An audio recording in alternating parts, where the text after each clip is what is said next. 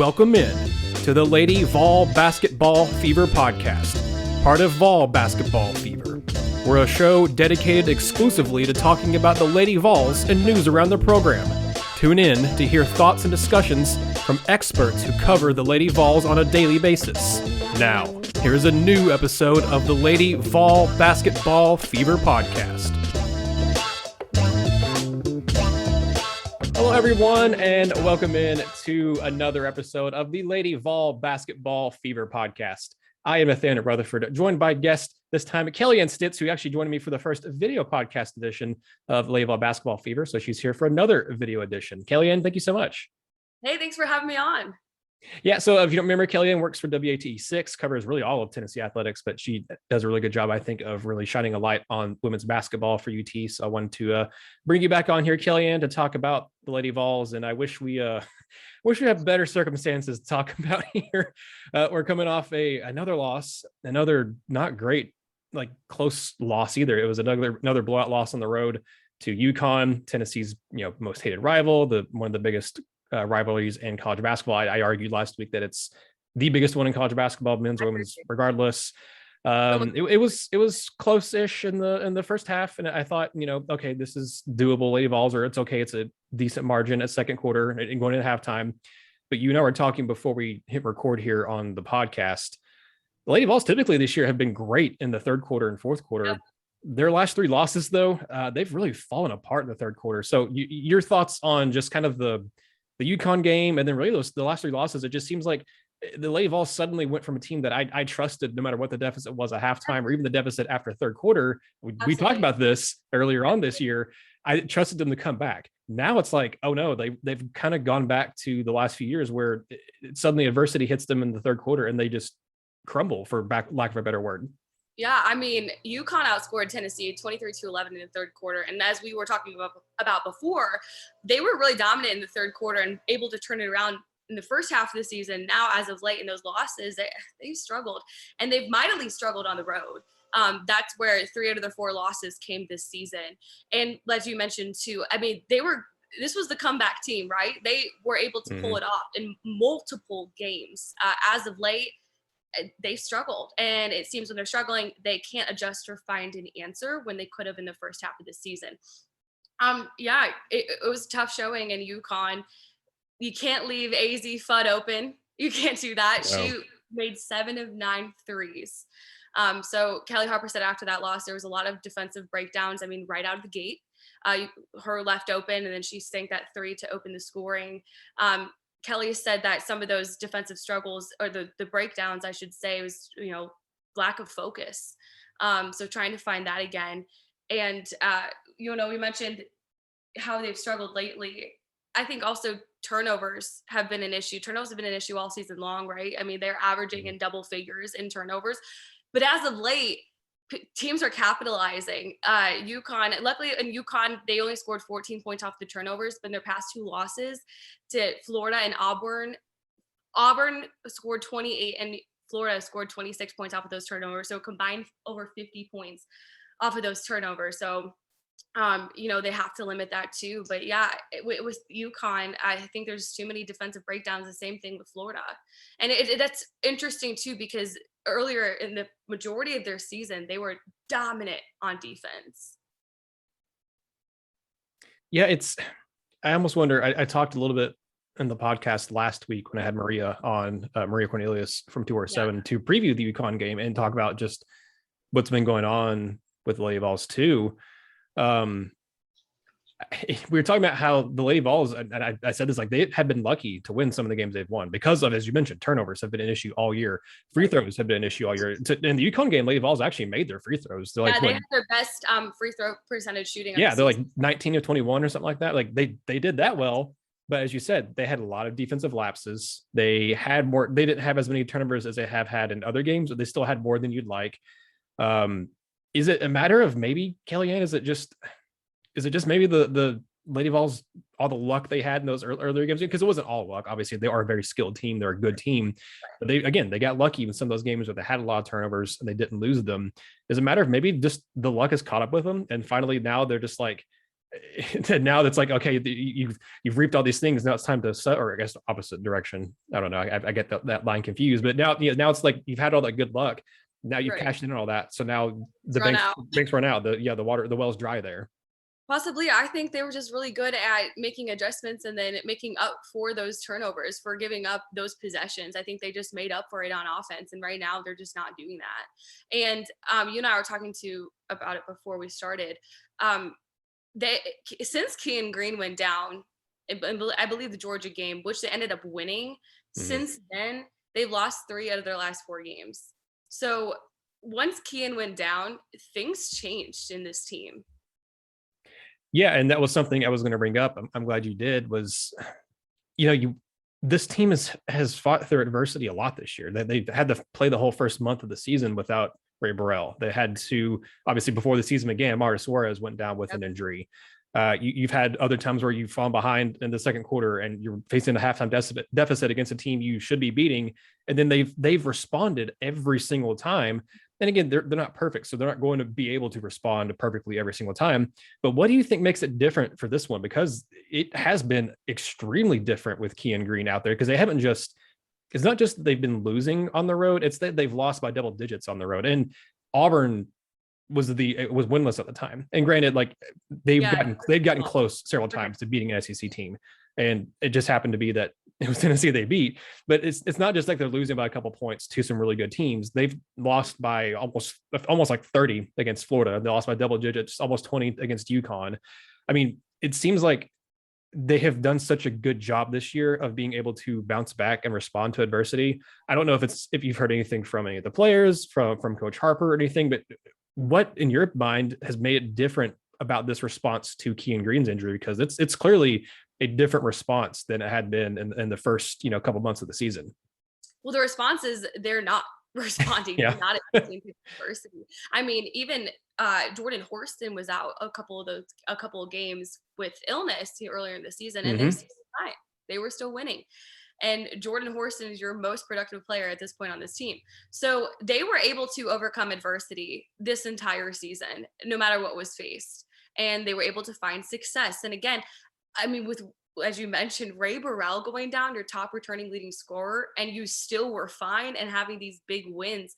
I can't honestly wrap my head around what is happening with this team in terms of why is it now that they cannot overcome this new adversity. They've done it all season long.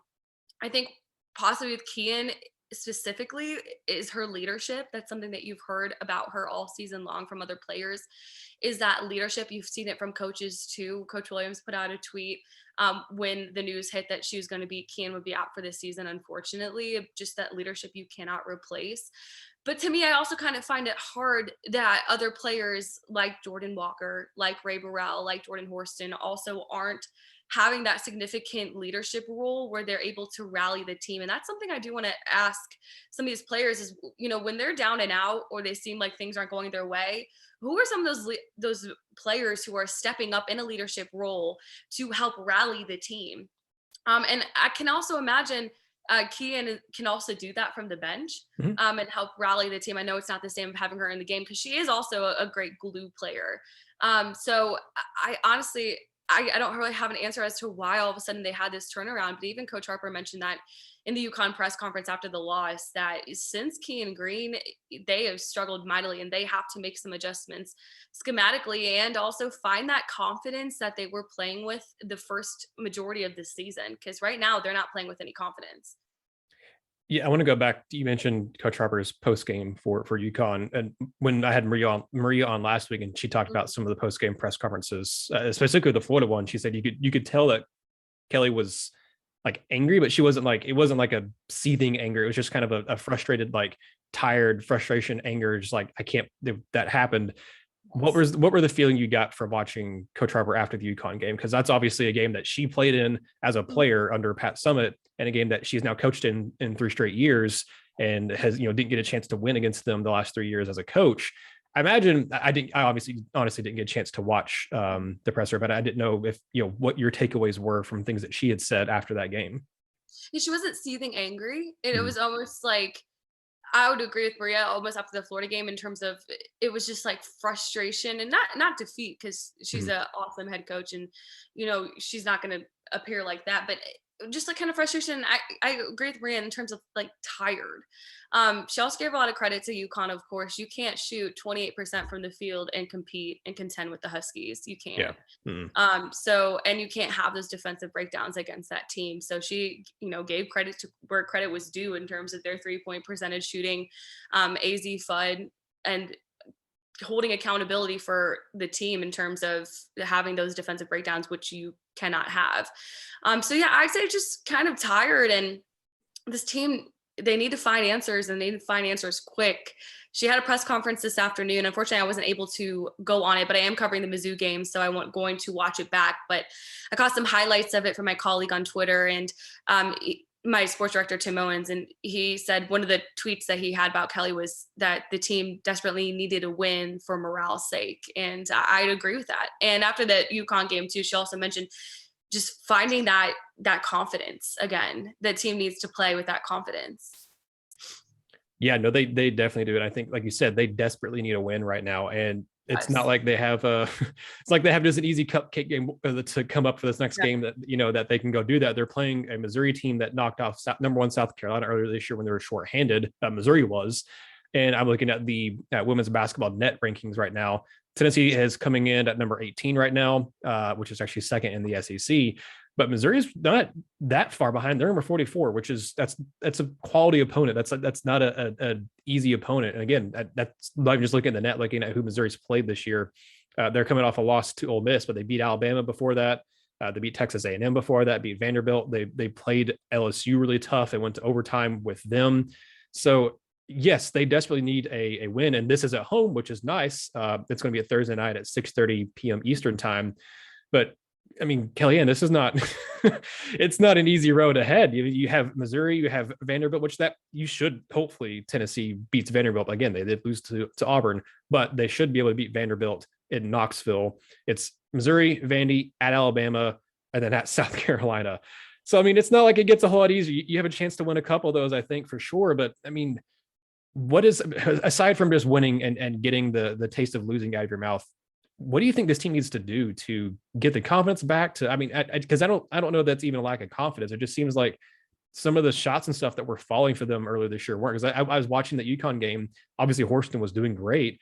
And I saw Rae Burrell trying, because I saw a lot of people saying, "Oh, was Horston the only one that showed up in that game?" I said, "No. If you watch the game, Yeah. Rae was actually like trying like really hard. She in the first quarter, I remember saying that, okay, she only had one of those shots fall, but she's attempting 3 or 4 shots already in that first quarter, and had a couple that just didn't go in. So I mean, is it just a case of, I don't know, maybe they're just in a bad groove? Because I refuse to believe this team is as bad as they've shown over the last 2 weeks. I refuse to believe also that they're maybe as good as they were maybe showing us in early January. But I think this is a team that can still, get to a Sweet 16, which, as Maria pointed out last week, that'd be progress. It'd be the first time they've made it to a Sweet 16 in 5 years, which is crazy. They're 6 years, which is crazy to think about for Lady Vols, but like that'd be a step in the right direction.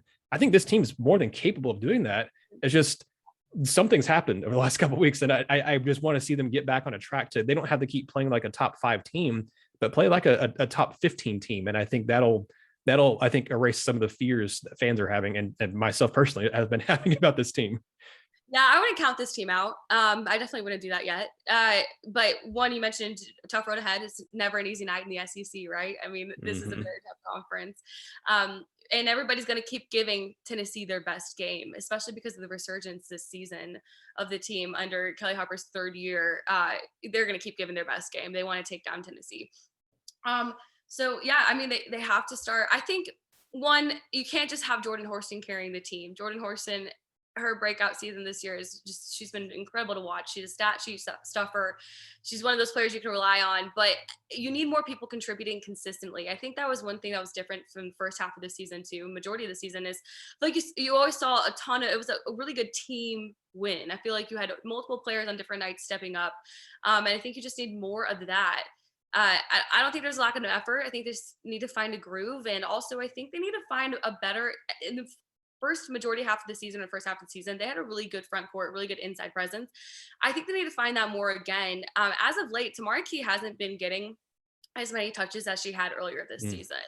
I mean, in the UConn game, she had, I wrote it down here. Oh, she was 2-3 from the field, 4-4 from free throw. She had 8 points. And then against Florida, she was 3-7 from the field and 2-for-2 from the charity stripe. She had 8 points. Earlier this season, she was a big contributor on offense as well. So I think they need to find her more inside and give her the ball. And that's something Kelly said about Tamari Key after the UConn game, about getting her more touches and getting a bigger offensive production out of her. Was just that, you know, 2 things. They have to find her more, and she has to want the ball inside there. So they have to, she said that they have to have that inside presence to have a better offensive production. And I agree with that. I think that's something they also need to work on as they move forward as well. And I know having Kean Green down to hurts them in that area, but I still think that Tamari Key can contribute a little bit more on offense. And when they were doing that earlier, they had success. Yeah, that's the frustrating thing. It seems like, you know, maybe it's a case of teams taking it away from Tennessee too, because I mean, obviously you're not just playing in a vacuum. Teams are adjusting and learning on the fly too. They're fighting with her inside, but I mean, still just finding ways to get her possibly just better looks. Because when they have that production from her, I mean, they took off. So just kind of reestablishing that inside presence and then finding somebody else who can step up in Kean's place.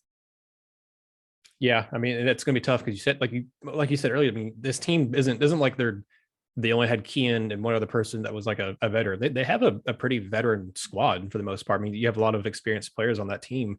So it'll be interesting. Maybe, I mean, those players may not have ever had to be like in a vocal leadership role like Kean has been. So maybe it's just a matter of, okay, we're in a weird adjustment period right now where I'm learning how to be a leader, you know, because this other leader is down. So I'm having to, you know, learn here in the middle of a really tough stretch of games for my team, how to, you know, take on this new responsibility. Because these people are, they're people, they're human. They're not just robots. They're not just video game players. You know, they're not just, you have all these stats and stuff. So, okay, I'm going to insert this person here because they do better at this and they will always do better at this. Like, they're human beings who are affected by emotions, are affected by travel, are affected by, I mean, any number of things. So I just think it's interesting. I wanted to ask this question. I meant to ask this to Maria last week too, but maybe you might know Kellyanne too, talking about some of that post step, you know, with Kean Green out. I'm curious to see, you know, we've seen Emily Saunders kind of get some minutes and stuff here and there, but I've been curious what a friend of mine has been talking a little bit about. What about Karoline Striplin? She hasn't really played, it seems like, especially since Tennessee's entered into SEC play.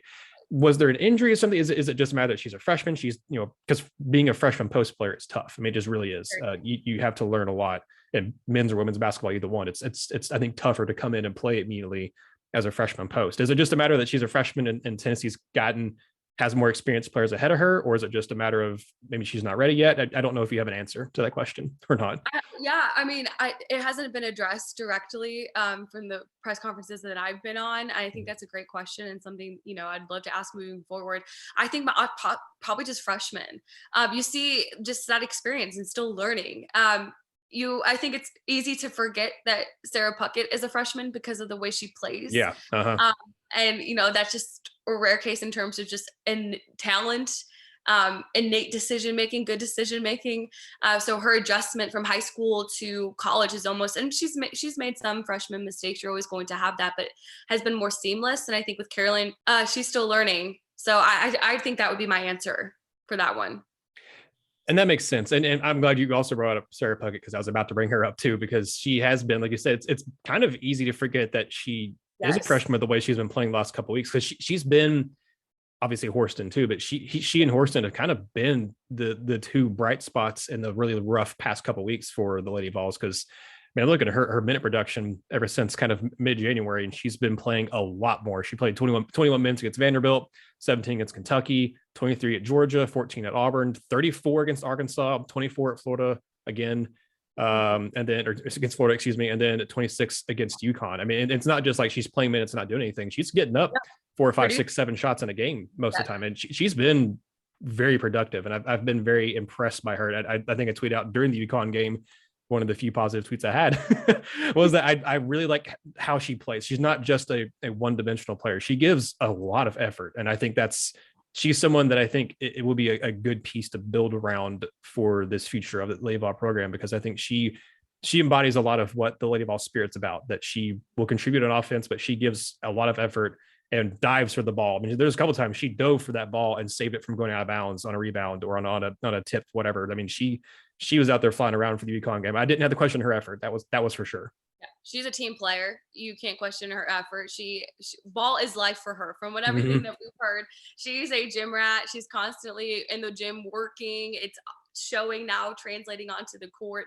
She plays for her team. She loves her team. So she's been really fun to watch. And moving forward, I just think you just need, more. She's doing a lot. And again, she's a freshman, but more from Sara, keep consistently getting Rae Burrell in and getting more, as she increased and getting more consistency from her. And she's been back to the old Rae Burrell, but I still think we can see more out of her from what we've seen last year, and more from Smarkey, and honestly also Alexis Dye, going back to that front court presence. Against UConn, she only had 1 point and 1 rebound. Yep. And she's capable of producing and doing way more. So she's a shooter, and we need more production from Alexis. Not we, but the team needs more production from Alexis Dye moving forward. You're right. Go ahead. Oh, I was gonna say too, I was just dawned on me also when you mentioned about, fans, do they need to get nervous yet? I think after Mizzou is going to be telling if this team can really turn it around. Because again, Kelly said publicly they have not been able to find an answer since Keon Green went down, and they're going to have to find an answer quick so we can see if they've made that adjustment against Mizzou. And I think that'll be telling for how they move, how they, how their future, their trajectory can be. Yeah, I think that's a very good point, because it's obviously one thing to lose to, I mean, UConn's a top 10 team, and Florida's a good team. Florida is a team that is coming on strong right now. Absolutely. They're having one of their better seasons.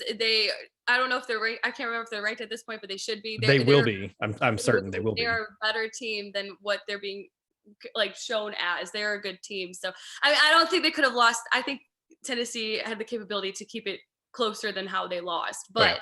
So as you mentioned, it's not like it's UConn, it's Florida. I think Auburn was a little bit concerning, but I think it'll be really telling just to how they can finally bounce back. And they're better on home court. They struggle on the road this season. They struggle to have poise on the road. They're better at home, so they're back home for the next 2 games and seeing if they can find that groove and get that win to re-energize morale on this team and re-energize that confidence. Yeah, and we were just talking about the defense for this team and how they've had a lot of defensive breakdowns and lapses. And I do think that has been one of the things you can tell with Keon Green being out there, because she's very smart on the defensive end, and a lot of the breakdowns have been from switching and stuff from post to out to the perimeter and everything. I think that was an area where Keon did help. And they're going to be tested this game because Missouri's a really good offensive team. I'm looking at their roster and stuff right now. You have Asia Blackwell and Haley Franco both averaging over 15 points a game, and then you have Lauren Hansen, who's averaging almost 12. I mean, this is a team that can put up points, so they can have 3 or 4 different girls who can shoot on you and make a lot of buckets.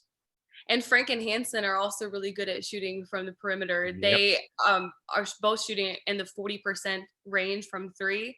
So again, you kind of had that defensive breakdown outside against UConn. We'll see if Tennessee can adjust, because you got Frank and Hansen who can also light it up from distance too. Well, Kellyanne, it's not going to be easy for Tennessee. But I am curious. I mean, it's not I think those last couple of weeks obviously has changed a little bit how I feel about this team. I was trying not to get my hopes up about postseason play, and I was saying, okay, be realistic. And these last couple of weeks, I think, has been good to humble me and say, hey, all right, I was starting to kind of believe the hype a little bit more. I think it's good to keep realistic expectations. They were consistent. That's true. I mean, that's very true. They were. The one loss they'd had was to a quality opponent, and it was when they didn't have Rae Burrell. So I mean, to Stanford, and then when they were down, they always pulled it off. They had multiple, I believe, in the double figures of comeback wins. So it was hard not to believe in this team. Yeah, no, it was easy to buy into hype, and again, that was my point. Is I have more realistic expectations, but it's not like I suddenly went from oh, I think they make the Final Four. Oh, they're going to lose in the first weekend, which I have seen people post on not Twitter, but just in social media in general saying, oh, I'm afraid this team's going to be another first weekend bounce out. And I was like, I mean, they could, but that it's going to depend on who they get matched up with, first of all. If they can keep a top 3 seed, I think they get, and I think they still get the host at Knoxville, which would be huge. If they get the host at Knoxville, I think they're going to make it to the Sweet 16. I'd be shocked if they didn't. Yeah, if they can host, that's massive. But I think my hopes for this team went from they can maybe win the SEC to I think it's still South Carolina's a lose at this point. But I think still finishing second, if they can finish second in the SEC, that'd be something this team hasn't done in a long time. If they can get even to the heck, if they can get to the semifinals of the SEC tournament, that'd be something they haven't done in a while. If they get to the finals, that'd be something they haven't done in a long time. There's just, I think fans have forgotten. They were so, I'm guilty of this too. We were so excited to go ahead and start saying Lady Vols are back. I'd said it too. Like, they're back. Look at this. They have 1 loss. They're riding up to the top 5. Like, they're finally have moved on from all this stuff.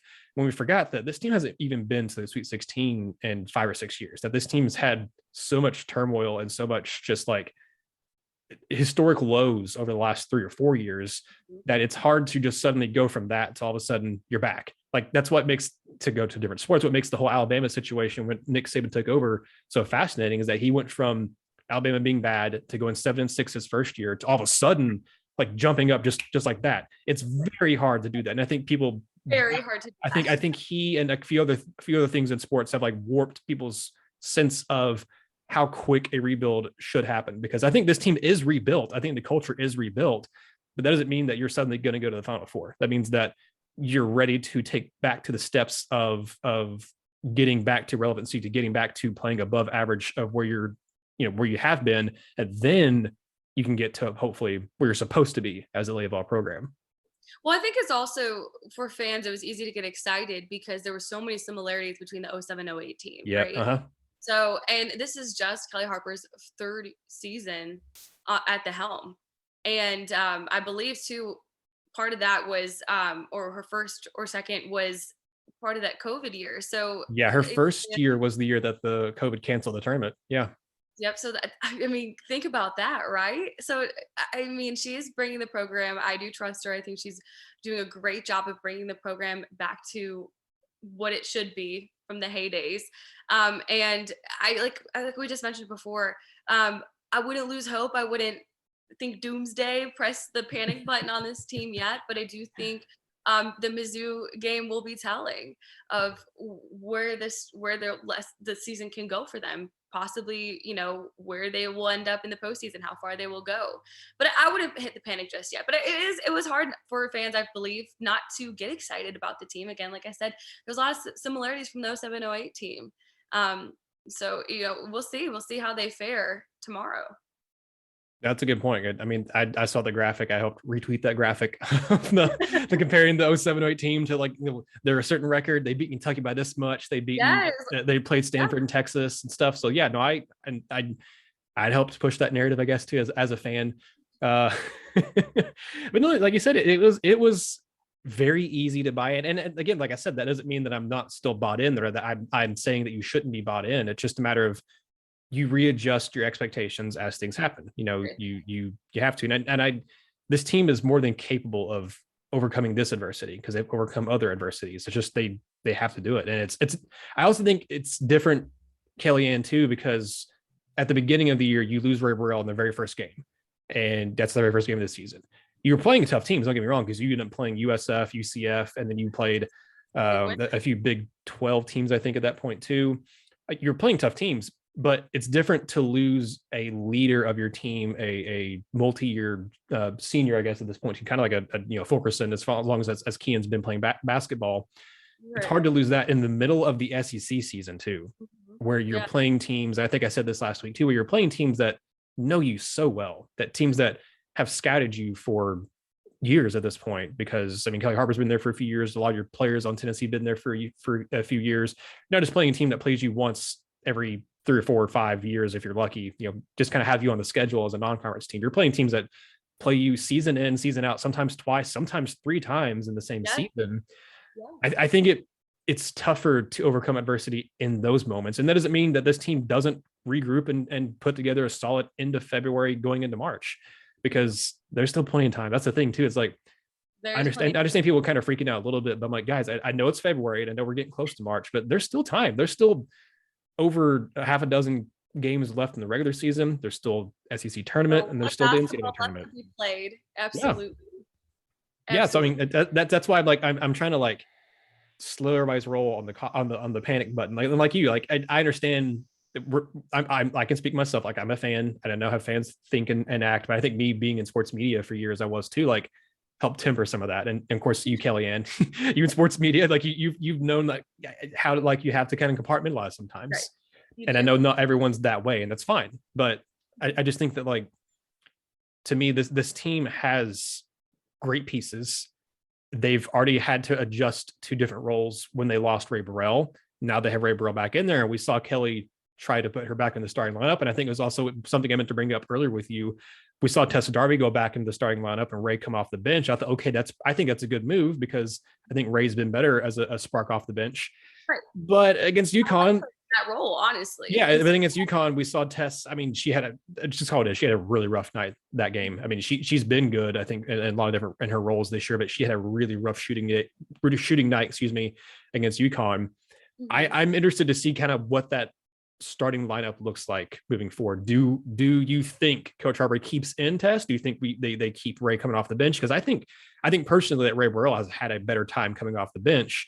But do we see if there's a case of it's less about Rae being better off the bench and more that all of a sudden Tess's confidence? I don't know. Maybe just a one game thing, because Tess has been so good that it's hard to keep up that sort of play for so long. But I'm interested in your thoughts on the starting lineup. And I know it doesn't matter who starts and all this different stuff, but I think it is interesting to see that spark plug off the bench if Rae stays in that role.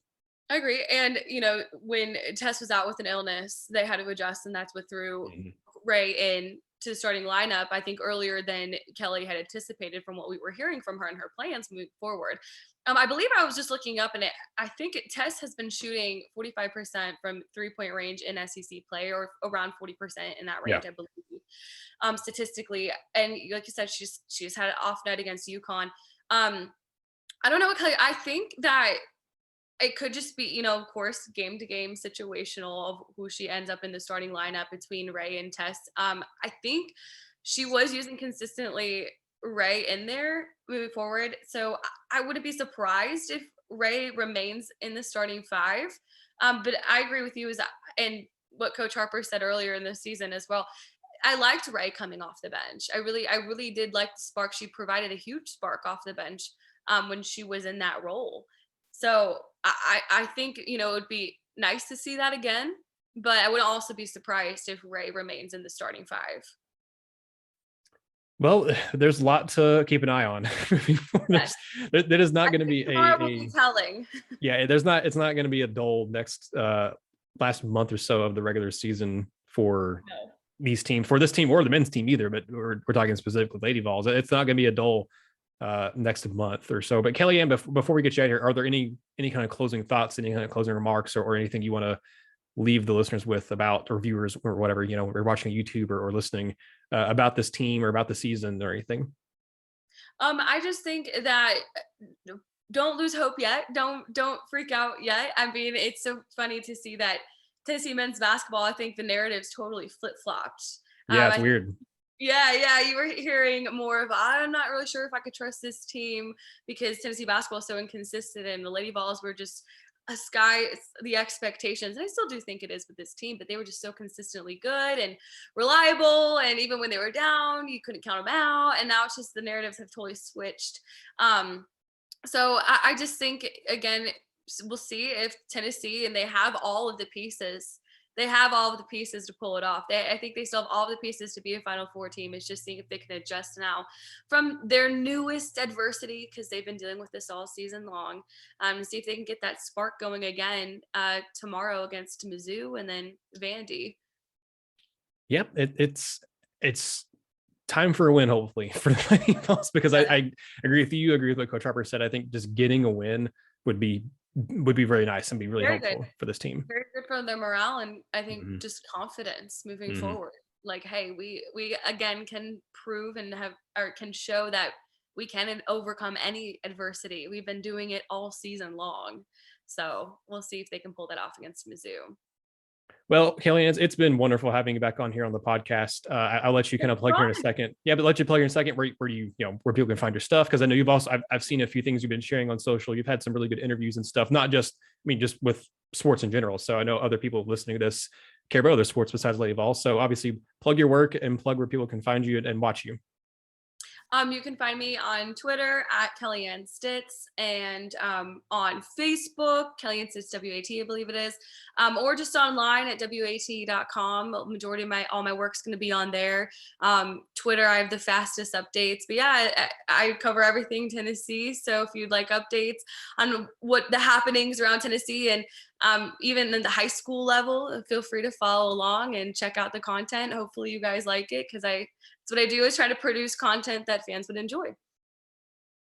Yeah, been a lot of high school stuff here in the area in East Tennessee lately. So many off changes for the high school football scene right now in the off season. So yeah, so definitely go follow Kellyanne on Twitter, because again, she has a lot of good updates. And like I said, not just Lady Vols, not just men's basketball, but a lot of different stuff for football, for high school, for baseball, you name it, Kellyanne's I think's tweeted about it. So and keeps you up to date on everything for Tennessee athletics on WATE. Well, Kellyanne, thank you again so much for coming on the podcast. And if y'all are new here watching / listening to this, thank you all so much. Really appreciate it. Give this video a like, share it with your friends, Lady Vol fans, basketball fans in general, wherever they may be. Subscribe to our channel while you're here, and go subscribe to the podcast. We're on Apple Podcasts, Spotify, Google, you name it, we're there. We're on Twitter and Facebook at Vol Hoops Fever and Vol Basketball Fever on Facebook. Signing off for Kellyanne, I'm Nathanael, and this has been another episode of the Lady Vol Basketball Fever Podcast.